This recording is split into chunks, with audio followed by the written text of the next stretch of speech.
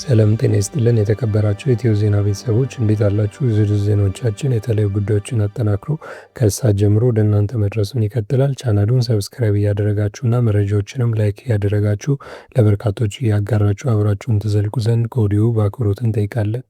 የአማራ ፋኖ አመራር በስርዓትና በስልት መታገል እንዳለበት አሳሰበ።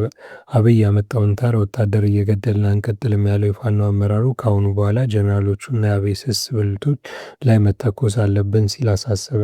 የአማራ ፋኖ ብሔራዊ ንቅናቄ አፋብን የጎጃም ቀጠና ቴዎድሮስ ዕዝ ለአደረጃጀት ዘርፍ ኃላፊ አርበኛ አስቴ ሙሉ ትግላችን በሚጎትቱ ላይ ህግ የማስከበር እርምጃ እንወስዳለን ሲል ገልጿል። በመንደርና በቡድን የታጠሩ አባላትን ያስጠነቀቀው አመራሩ ያለ ስርዓት የትም ዓላማችን አናሳካም፣ ስለዚህ ስርዓትና ብሏል። የፋኖ አባላቱ መደራጀትና መሰልጠናቸው ብቻ በቂ አለመሆኑን ያነሳው አመራሩ በዘረጋ ስርዓት ውስጥ መቀጠል እንዳለባቸው አሳስቧል። እያንዳንዱ ፋኖም ከመንደር አስተሳሰብ ወጥቶ እንደ አንድ ድርጅት መታገል አለበት ያለ ሲሆን የአንድ ድርጅት ፋኖ ነው ብሏል። ትግሉን ስንጀምረው በጣም ደስተኛ ሆነን ከጫፍ ጫፍ አንዱ እንሆናለን ብለን ትግል ውስጥ የምንጠልፈው አለ ብለን ሳናስብ ነፍሳችን አሳልፈን ለመስጠት በቅንነት ጫማ እንኳን ሳንይዝ ልብስ እንኳን ሳንይዝ ነበር ወደዚህ ትግል የገባ ነው። ምንም መጓተት የሚባል አልነበረም። ነገር ግን ከጊዜ በኋላ በእኛ በራሳችን ድክመት በመጓተት ትግላችንን ጎድተን ይቆይተናል። ለመኑኝ ከዚህ በኋላ ግን አይቀጥልም። ህግ እናስከብራለን። ከመርህና ከአሰራር ውጭ ቡድን እንፈጥራለን። ሰፈርተኛ ሰፈር ውስጥ ተወሽቄ ይጠብቃል የሚለውን ከዚህ በኋላ በእርግጠኝነት አደብ እናስገዛለን። እኛ እየከበርን ያለነው እንስሳ አይደለም፣ ዶሮ አይደለም። እየሰዋን ያለነው የሰው ልጅ ህይወት፣ ምንም ያላደጉ ገና ህጻናት፣ ምንም ያላገቡ ህይወት የሚያጓጓቸውን ወንድሞቻችን ነው እየገበርን ያለነው።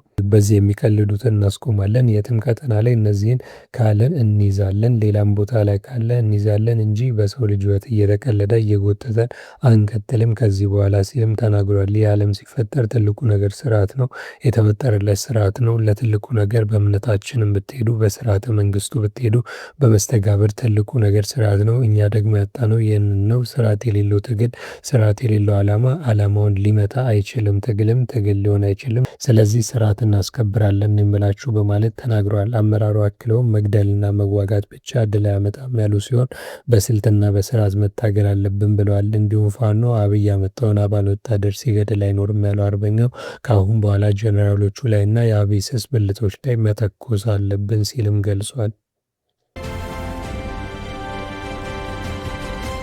የኤርትራ መንግስት እርምጃ ሀገሪቱን ወደ መፍረስ ሊወስዳት እንደሚችል ተገለጸ። የኤርትራ መንግስት እርምጃ የሀገሪቱን መንግስት ወደ መፍረስ ሊወስዳት የሚችል አደገኛ አካሄድ ነው ሲሉ ጀነራሉ አስጠንቅቀዋል።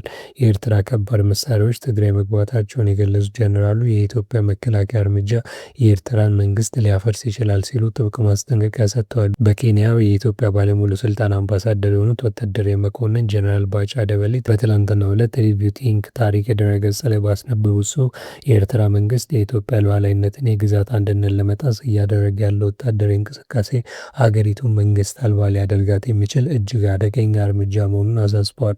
አምባሳደሩ እንዳመላከቱት አስመራ ከህወሓት አክራሪ ኃይል ጋር በመሆን እያካሄደች ያለውን ስልታዊ እንቅስቃሴ የኢትዮጵያ መንግስት ላለፉት 2 ዓመታት በትዕግስት ሲከታተለው ቆይቷል። በዚህ ቆይታ ውስጥ የፌዴራል መንግስቱ ችግርን በውይይት ለመፍታት ተደጋጋሚ ጥረቶችን ቢያደርግም በኤርትራ በኩል ግን ምንም አይነት የሰላማዊ ንግግር ፍላጎት አለመኖሩን ጀነራሉ በዝርዝር አስፍረዋል። የኤርትራ ጦር ባለፈው የኢትዮጵያ ይፋዊ ድጋፍና ፍቃድ ሳይጠይቅ ድንበር ጥሶ ወደ ክልሉ መግባቱን ይህም በአደባባይ በቪዲዮ ጭምር የተሰራጨ መሆኑ የገለጹ ጀነራል ባጫ ደበሌ ድርጊቱ በሉዓላዊ ሀገራት መካከል ያለውን ግንኙነት የሚወስነው መሰረታዊ የዓለም አቀፍ ህግ መርህ የጣሰ መሆኑን ገልጸዋል። ይህንን በግልጽ ከህወሓት አክራሪ አንጃ ጋር የተፈጠረው ወታደራዊ ቁርኝት ተከትሎ የኤርትራ ጦር ታንኮች እንደ ሌሎች ከባድ መሳሪያዎች በትናንትናው ዕለት ወደ ትግራይ ማስገባቱ በፌዴራል መንግስቱ ላይ የተቃጣውን ወታደራዊ ትንኮሳ እጅግ እየጨመረ መምጣቱን ያሳያል ብለዋል። ይህ በአስመራ በኩል እየተባባሰ የመጣው ድፍረት ኢትዮጵያን ከፍተኛ ትዕግስት ወደሚፈታተናት የመጨረሻ